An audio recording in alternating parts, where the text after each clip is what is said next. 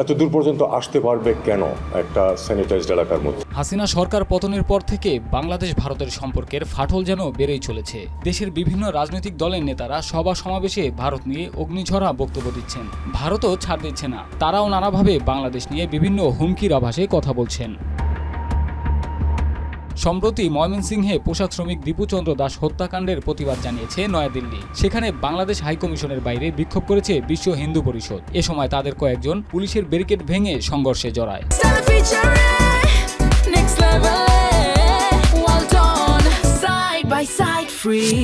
এর আগে সোমবার কলকাতায় বাংলাদেশ উপ হাইকমিশন ও শিলিগুড়িতে ভিসা সেন্টারের সামনে বিক্ষোভ করে বেশ কয়েকটি সংগঠন। এর পরিপ্রেক্ষিতে শিলিগুড়ি ও আগরতলা ভিসা সেন্টার সাময়িকভাবে বন্ধ ঘোষণা করা হয়। একই দিন ভিসা সেবা সাময়িক বন্ধ ঘোষণা করে দিল্লিতে বাংলাদেশ হাইকমিশনের ফটকে নোটিশ টাঙানো হয়।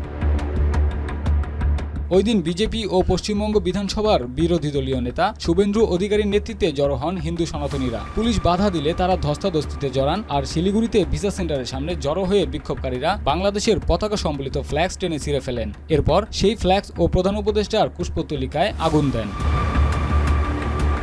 এর আগে শনিবার রাতে দিল্লিতে বাংলাদেশ হাইকমিশনের সামনে গিয়ে বিক্ষোভ করে হিন্দু চরমপন্থীদের একটি দল। এটি বাংলাদেশের সংবাদ মাধ্যমে প্রচারের পর বিষয়টিকে বিভ্রান্তিকর উল্লেখ করে বিবৃতি দিয়েছেন ভারতের পররাষ্ট্র মন্ত্রণালয়ের মুখপাত্র রণধীর জয়সওয়াল। কিন্তু এই বিবৃতি প্রত্যাখ্যান করেন বাংলাদেশের পররাষ্ট্র উপদেষ্টা তৌহিদ হোসেন।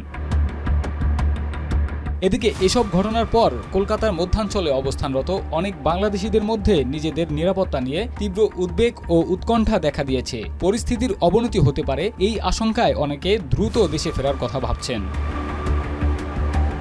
এদিকে নয়াদিল্লি, কলকাতা সহ বিভিন্ন স্থানে বাংলাদেশ মিশনে ঊর্ধ্বিত পরিস্থিতির পরিপ্রেক্ষিতে মঙ্গলবার ঢাকায় নিযুক্ত ভারতীয় হাইকমিশনার প্রণয় ভার্মাকে তলব করেছে বাংলাদেশের পররাষ্ট্র মন্ত্রণালয়। এ সময় ভারতের সংঘটিত ঘটনার বিষয়ে প্রণয় ভার্মার কাছে প্রতিবাদ জানানো হয়। একই সঙ্গে বাংলাদেশ মিশনগুলোতে নিরাপত্তা জোরদার করার আহ্বান জানানো হয়।